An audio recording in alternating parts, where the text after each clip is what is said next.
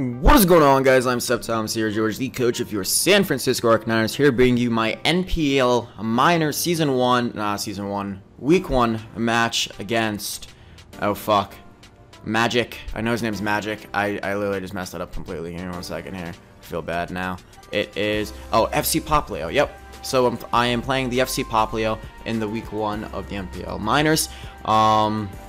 I didn't do a draft analysis, I know, so I'll quickly go over my draft now, and then I'll go into the team builder, and then I'll get into the battle. It's a showdown battle. It's not on a Wi-Fi because it's a showdown league, so the battle should be relatively quick to narrate.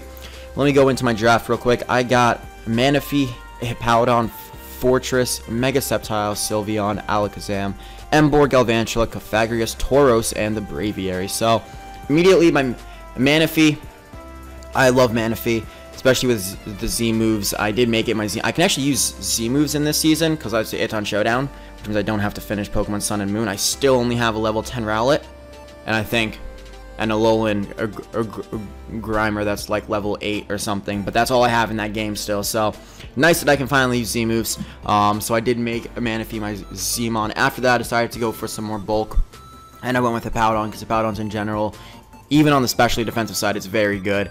I wanted a steel type because all the steel types were starting to go, and I also wanted some hazard control as well as some spikes. So I went with Fortress, the Iron Nut. We all know what Iron Nut does. Used it before, I believe, in Season 5 in the GBA. Season 6 as well, I think, actually. I do like Fortress a lot. I decided to try something new with Mega Sceptile. I've never drafted Mega Sceptile before. I feel like it can be very good, so I decided to try it out in this season.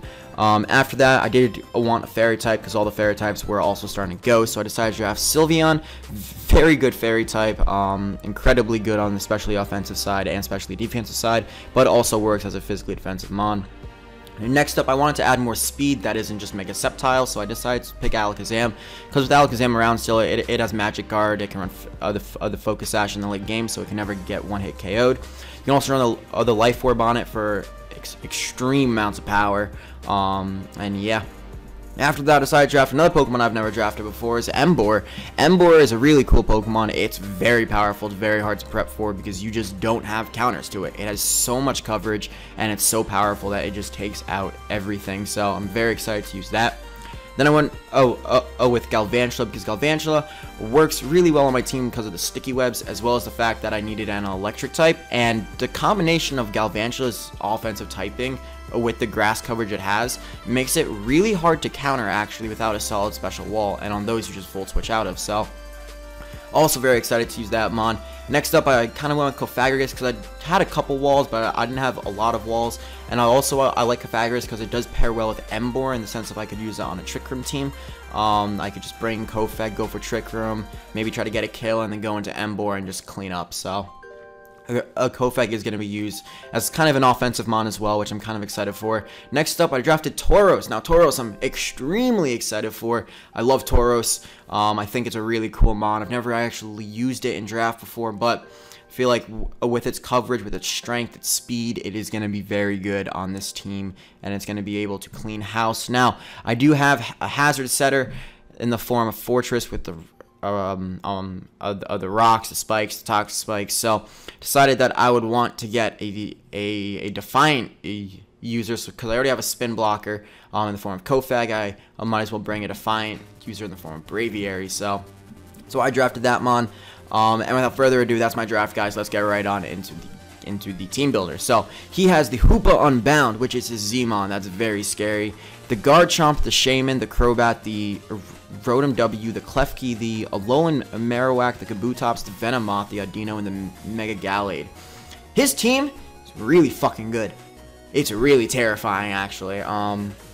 It was kind of annoying to prep for, because actually at first I did not know it was Showdown. I thought it was Wi-Fi, and I've learned the day of my battle that I have to beat the game to get Mega Stones or to get the Mega Ring. And I'd also done C moves, and I was like, shit, well, this team has a Mega Sceptile. I didn't bring a Manaphy because of the reason that, like, I didn't want to have to bring a Z move, because the only thing that I saw working against him was the Rain Dance. Obviously, I decided not to bring it because of that because of the reason of that. And then at the like an hour before my battle, I learned it was Showdown. I'm like, well, I'm not going to change my team to include Manaphy now. There's no point of doing that. But Hoopa is a huge threat. I don't know why it's allowed, but it's a huge threat. What the hell is Hoopa doing here? Garchomp is pretty good versus my team just because it outspeeds the Manaphy. The only things that outspeed on it are the Braviary, the Galvantula, the Alakazam, and the Mega Sceptile, which you guys see I brought 3 of those things, so maybe not as bad. The Shaman I'm not too threatened by. The Crobat's always a threat just because of its speed and Brave Bird everything. Rotom W is kind of a threat. I have coverage on most of my Mons to deal with it, so I'm not too concerned by it. The Klefki could be a problem because of Mega Sceptile, just kind of walls Mega Sceptile if I don't have the right coverage. A Alolan Marowak could be interesting against me. I don't think he'll bring that he'll bring them on though. Then we got Kabutops, which I really don't think he'll bring. I don't know how Kabutops fits on his team really. It's a spinner, it's a rocker, yes, but it's not a rain team, so it kind of throws me off there. But I don't think he'll bring it. The Venomoth could be a secret threat. That's actually the reason why you see Overcoat on the Fortress. Mega Gallade is a massive threat against my team. I do have a lot of countermeasures to deal with that. And then Audino is just an annoying Pokemon. So let's see what I decided to do. So I decided to go Hyper Offense this week. I'm just going to go for hazards, explode, and try to set up against everything with my team. Overcoat, because of the Sleep Powder on the Venomoth, if he leads off with it, and I was sturdy. There is no Kustat Berry in this game yet. I don't know if there ever will be. So there's no point in me trying to be on the sturdy. I can just be Focus Sash and then have Overcoat for that. So the Spikes, the Stealth Rocks, Explosion, and Toxic Spikes. I got greedy with the hazards. I do know that, but I figured that it'd be pretty good. If he didn't bring the Venomoth, then I could go for Toxic Spikes. If he did bring it, I would focus on Rocks and Spikes instead. And yeah, I have max speed because, surprisingly enough, if he doesn't invest speed into some things, I outspeed them with Fortress. So, kind of looking forward to that if it happens. That is my max speed, max attack. Didn't really feel like investing anything else because the whole point is to go down to my Focus Sash anyway. I don't expect to take 2 hits of anything, so I just went a max speed with the max amount of the nature and the things. And yeah, okay, next Pokemon. We got Dumb Bum over here, the Cofagrigus. We got max HP, max special attack, quiet nature, 0 EVs, with a Trick Room, the Shadow Ball, the Nasty Plot, and the Energy Ball. Hopefully, if I get up a Nasty Plot and a Trick Room, I pretty much win. Hoopa can take a +2 Shadow Ball and kind of KO me back, but I'm hoping with the hazards I get up, I'll be able to beat that. Same thing with Garchomp, but it can't KO me back. Crobat can't really take a +2 Shadow Ball. Rotom can't take a +2 Energy Ball. Klefki can't take a Shadow Ball, really. A Marowak can't.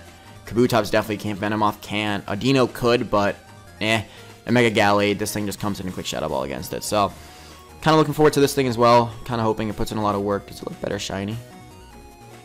Yeah, there we go. We're going to go shiny. Then we got a Mega Sceptile right here. So, I decided to run enough speed to outspeed, I believe, Crobat. So I can outspeed max speed Crobat there. Also, I think, can I outspeed Scarfed Hoopa? I don't think this set outspeeds Scarfed Hoopa, but I don't think he's bringing the Scarfed Hoopa. So, I have the Dragon Pulse, the Giga Drain, and the Leaf Storm, and then the Earthquake obviously is for the Marowak and the Klefki. I can just click Earthquake against those things and pretty much get a lot of damage off on either of them. Hopefully the plan is that after like a layer or 2 with Spikes and a Leaf Storm, I can just click Earthquake against the Klefki and just take it out with that. So I have the 120 investment in attack because I didn't want to put it into bulk because I really don't think a Mega Sceptile is going to be taking too many hits anyway. Next we got Road Rage, the Tauros, Life Orb, Sheer Force, Sub, Ice Beam, Earthquake, Body Slam. Ice Beam pretty much takes out a Garchomp. It also hits the Crobat for a decent amount of damage, but really just for the Garchomp. Then there's Body Slam and Earthquake, everything else on the team, respectively. Rotom W gets 2-hit KO'd. A Marowak gets 2-hit KO'd. Kabutops just dies, I think. Venomoth just dies, I think. Audino, if it's not defensive, gets 2-hit KO'd. And Mega Gallade gets 2-hit KO'd. So, very good Pokemon, especially on a Hyper Offense team with Iron Nut. Next up, we got Zamipoo over here. Zamipoo is my Alakazam with the Focus Sash, so it's just kind of my safety check against things like, I don't know, like a setup Garchomp, a setup Kabutops, setup Mega Gallade, Venomoth, the Hoopa, if it's Scarfed. I can bring this thing against anything. I have coverage for everything on his team. And I just click the move I need to stop the sweep with. And we go from there. So, I believe this is enough speed to outspeed... What mon was it? It's not Crobat. Mega Gallade, I think it is. I think it's Mega Gallade. We can do a quick check with Road Rage. Yep. Because I believe if I try to decrease it by 1, it goes by 2. So, yeah. So, that's why I have max speed. Or not max speed, but 176. And, of course, the max speed in the Tauros, so I at least speed tied with the Mega Gallade. Pretty self-explanatory set as well. Next up, we got Broken Phone, the Braviary. So, the reason it's called a Broken Phone is because it kind of resembles 4th of July. And it just so happens I broke my phone on 4th of July. I went too hard. Kind of fell out of my pocket. Kind of hit the tiles. Kind of exploded. The speaker stopped working. The vibrator stopped working. Yeah, vibrators. But yeah, so I decided to run a Choice Scarf set. Obviously with Defiant. So if he brings the Defog on the Crobat, I can Defiant that and just start fucking Brave Birding everything. Max speed because the Hoopa, if it's Choice Scarf, then we speed tie. U-turn, return, and Superpower. Pretty self-explanatory moves in this case. So without further ado, long team builder I know, but let me get right on into the battle. Alrighty guys, so we're here at the battle. He decided to bring the Hoopa Unbound, the Rotom W, the Crobat, the Alolan Marowak, the Gallade, and the Venomoth. The only thing that I'm kind of surprised by is that the Garchomp's not there, to be honest. I think Garchomp could have been better over maybe the Venomoth, not really sure. Depends on the set he brought. But, yeah, so I already know my lead. You guys know my lead. We're just going to click off with it, and I'm going to lead off with Iron Nut. Iron Nut's going to lead. He does lead off with a Marowak. That's kind of annoying, but I do get up my Rocks, because Rocks hits his entire team for a lot of damage. Now, right here, I believe I just get up my Spikes, as he does just go for a Fire Punch. And the funny thing is I'm outspeeding the Alolan Marowak. Holy shit. So I get up 2 layers of Spikes and my Rocks, and this is just great. So I decided right here I'm just going to go into my Tauros. It's one of the only things I can bring in against the Marowak. And I need to pause right here because it was a 50-50 of what I could have done. If he went to Rotom Wash and I clicked Earthquake, that would be annoying because then I just have to either let something get burned or just let something else happen like that. If I click the Substitute, I can't take two Fire Punches then. But I would be able to get behind a sub against the Rotom and then 2 KO it with Body Slam. So I decide to click Substitute. Ended up being a horrible play on my part, and he clicks Fire Punch, and now my basement is beeping. But I click Earthquake, I get a crit. The crit doesn't matter, it doesn't 92%. I get hit by my goddamn Life Orb, and he takes me out with Fire Punch. So I lose my Tauros because I misplayed horribly, and that's just awful on my part. But I do use this opportunity to Mega Evolve right here. I do click Dragon Pulse, and he goes into Crobat. And I'm just thinking right here, well, shit. I'm just going to click it again because this is Hyper Offense, and you basically just let things die and hope things can sweep. Unfortunately, the Crobat survives, and that kind of is annoying because I'm now going to go into Kofag, and I'm just thinking, alright, guys, got to set up a Nasty Plot here. Got to set up a... Nope, there's Taunt. And I'm like, okay, well... I guess there's a reason I don't play Hyper Offense that often, is because I just don't do it well. Poor planning on my part. Go for Shadow Ball right here, because I know Brave Bird isn't going to take him out. That's down at least. We're down to Kofag, Zam, and the Braviary in the first, like, what is it, 10 turns? We already lost 3 Pokemon. He lost 2, but we do have a lot of hazards. And he goes for Z move, and I'm like, okay, this thing's dead.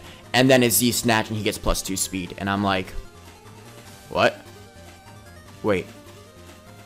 What? So, Hoopa is +2 speed right now. And I don't have an answer for a +2 speed Hoopa except for going into Zam and stopping the sweep. If he flinches here, I lose completely. And I don't flinch. I go for Dazzling Gleam, and I luckily take him out. But he goes into the Venomoth, and I'm just thinking, there's no way this thing is Choice Scarfed. There's no way Venomoth is Choice Scarfed. And, yeah, he takes out my Zam. And I go in a Broken Phone, the Braviary.